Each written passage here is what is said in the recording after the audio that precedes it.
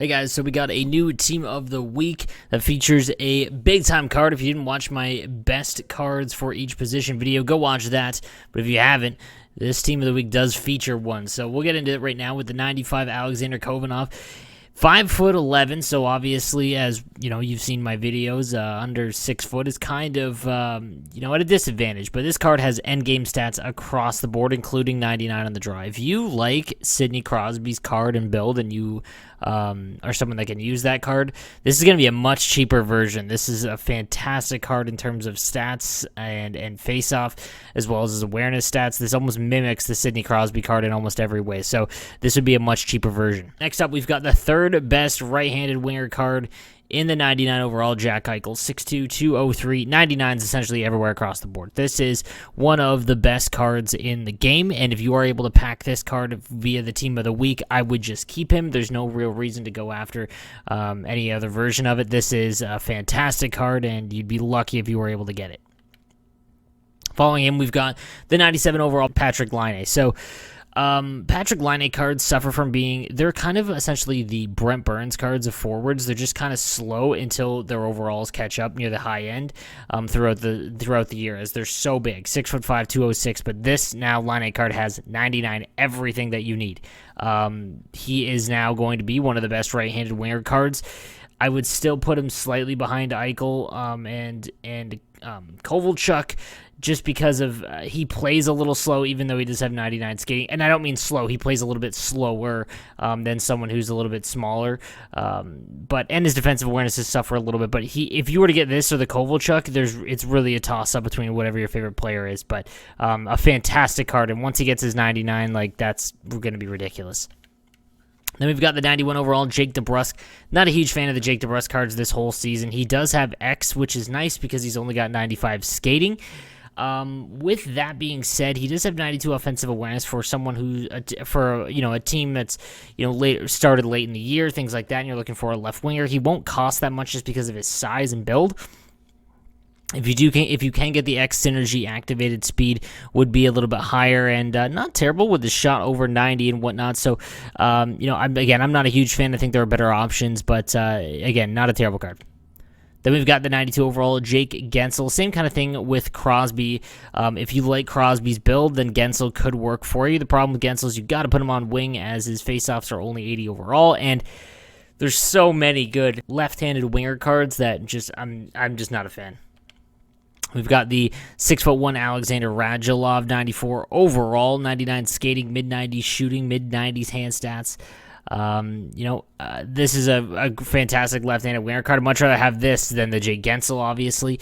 I don't know how much this is going to cost, probably a couple $100,000, but again, not a bad card at all. And to be honest, he'd probably keep it, as he's got endgame stats pretty much across the board here. Then we're on to the 91 Tanner Pearson. This would be a better version than Jake DeBrusk. I'd much rather have Tanner Pearson. 6'1", but 99 skating. The high 80s, low 90s shots with his hand stats in the 90s as well. I just like the build a little bit more. His skating is a little bit higher. He's an inch taller, but this could be a nice little upgrade card from the base cards as you make the jump into the 90 overalls. And we've got the 6'2" Andreas Athanasiou, 99 speed and acceleration, which is nice. This is a good card if you're looking for, again, another team or another guys that are looking for those small upgrades that are going to be a bit cheaper as you go into get away from the base cards and whatnot. I could see this card going for under 50K, so this wouldn't be a bad snag because he does have the 99 skating, so you can at least keep up with guys, not to mention he is 6'2", so for anyone that's just starting out, this would not be a bad card to target as well. Then we've got the 90 overall, Jordan Eberle. Again, just not a big fan of Jordan Eberle cards. He's under 6 foot.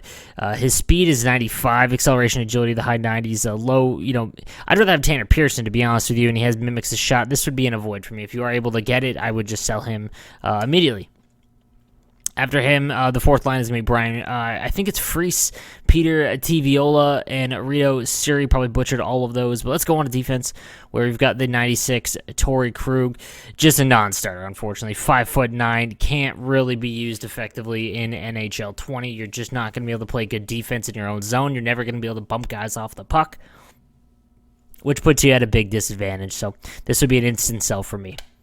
After him, we've got the 6'1" Matt Niskanen. Does have great speed at 99 across the board, 92 shot power and 84 accuracy. This is a good buffer card for guys, again, looking to get into the high 80s, low 90s. This wouldn't be a bad card at all. I could see him going for around 100K, maybe 120. Would be worth it. He does have decent size, speed, and shot.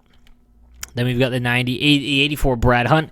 Again, same thing as Torrey Krug, just 5'9", kind of a non-starter. Then the 85 overall, Anton Stralman. No point in going after him, even if you have just started the game, as he does have 94 skating, but there's far better options that are just as cheap. 84 Sebastian Eriksson. Dude, I remember this card. I don't know if it was Tim Eriksson or Sebastian Eriksson that was drafted by Calgary, or the Rangers, and just never panned out. He got traded like a million times. I can't remember which one, though. And then the 84 Joel Ganazzi. Dude sounds like a gangster. 6'1", 97 speed. This isn't a terrible card for someone just literally open up your starter pack team. You could get him for dirt cheap. That's not a terrible build either. And then in net, guys, we've got the 90 Corey Crawford. This would be an avoid for me. Aggression's at 80, but the rest of his stats just not really high enough, and he's only 6'2", so this would be an avoid. And then Ken Appleby. Good size, but there's far better guys that have much better stats, so that would be an avoid as well for me. So that is going to be the team of the week, guys. Let me know what you think in the comments section down below.